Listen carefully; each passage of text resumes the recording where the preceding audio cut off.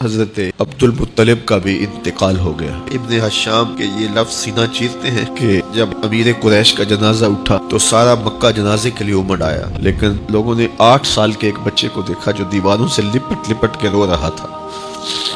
آج یہ سہارا بھی چھن گیا تھا۔ پھر چچا کی کفالت میں آئے، پھر ایک وقت آیا کہ وہ بھی اس دنیا کو چھوڑ گئے، اور اسی سال حضور کی اہلیہ کا انتقال بھی ہوا، اور اس سال کا نام عام الحزن، دکھوں کا سال رکھا۔ نبی پاک صلی اللہ علیہ وسلم نے فرمایا 2 بندوں پر رشک کرو۔ کہو کیا بات؟ رشک کرو 2 بندوں۔ یا رسول اللہ کون کون سے؟ فرمایا ایک وہ مالدار جسے اللہ دولت دے اور وہ صبح بھی رب کے رستے میں خیرات کرے اور شام بھی رب کے رستے میں خیرات کرے، یہ قابل رشک ہے۔ کہو تیری کیا بات ہے بھائی، کیا تجھے اللہ نے نوازا ہے، اور اس پر رشک کرو کو یا اللہ اسے اور دے تاکہ یہ تیرے بندوں پہ اور اثار کرے اور تیرے بندوں پہ سخاوت کرے، اور اللہ اس کے فعل تصدق ہمیں بھی عطا فرما۔ اور حضور فرماتے ہیں ایک مالدار پر جو صبح و شام سخاوت کرے، اور ایک اس عالم پر جسے اللہ قرآن کا علم دے، وہ صبح بھی لوگوں کو قرآن مجید کے ترجمے تفسیریں قرآن کے درس سکھائے اور شام بھی لوگوں کو قرآن مجید کے درس عطا فرمائے۔ اس پر رشک کرو۔ کہو کیا بات ہے یار تیری، تجھے اللہ نے کتنا نوازا۔ قابل رشک لوگوں پر رشک کرو، ان کی تعریف کرو۔ معاشرے مہینے تو بعد 15,000 دین لگے، 35 باری تھوک لا کے گن دیو، قید اعظم ادھا کس جاندا ہے۔ او بیٹھے اسے مسجد وچ ایک نعت خان ساتھ کے 2 منٹ داڑھی منڈا فاسق فاجر او دے اوتے تسی 70,000 سڑ دیندے ہو، تانوں شرم نہیں آوندی اس لیے ہیں؟ جنے سرے شام تواڈے بچے پڑھائے، جنے تواڈے پیو دا جنازہ ماں دا جنازہ کنا چ دانا تواڈے نیانا دتیاں، او دا اے حق دیندے پئے ہو؟ ہاں جی۔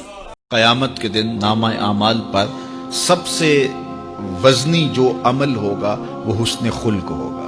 حضور نے فرمایا کہ بیہودگی اور فحش کلام کرنا یہ سب کچھ جو ہے، تو فرمایا یہ اسلام میں سے نہیں ہے، اور بہترین اسلام وہ ہے جس میں خلق اچھے ہو۔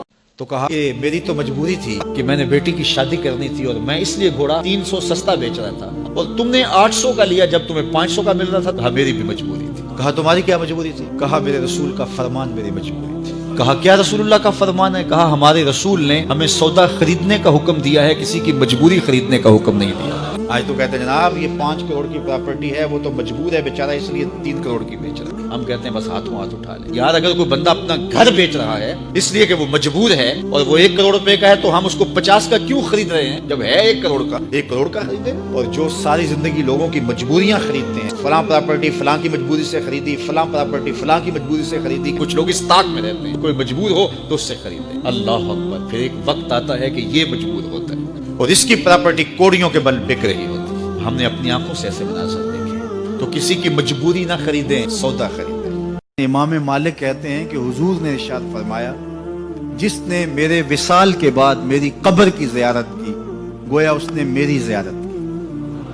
تو امام مالک کہتے ہیں کہ اگر کوئی حضور کے روضے کو دیکھنے جائے یا دیکھ کے آئے تو یہ نہ کہے کہ میں حضور کے روضے کو دیکھ کے آیا ہوں، بلکہ کہے میں حضور کو دیکھ کے آیا ہوں، میں حضور سے ملنے جا رہا ہوں، میں حضور سے مل کے آیا۔ حضرت عمر کا زمانہ تھا، بہت سارا مال آ گیا، مسجد نبی میں ڈھیر لگ گئے، تو حضرت فاروق اعظم مسجد نبی کے ستون سے لپٹ کے رونے لگے، آنکھیں چھم چھم برسنے لگی۔ عمر شکر کا ٹائم ہے، آپ رو رہے ہیں۔ فرمانے لگے حضور کا زمانہ اچھا تھا، سویرے روٹی ملتی تھی، شام نہیں ملتی تھی۔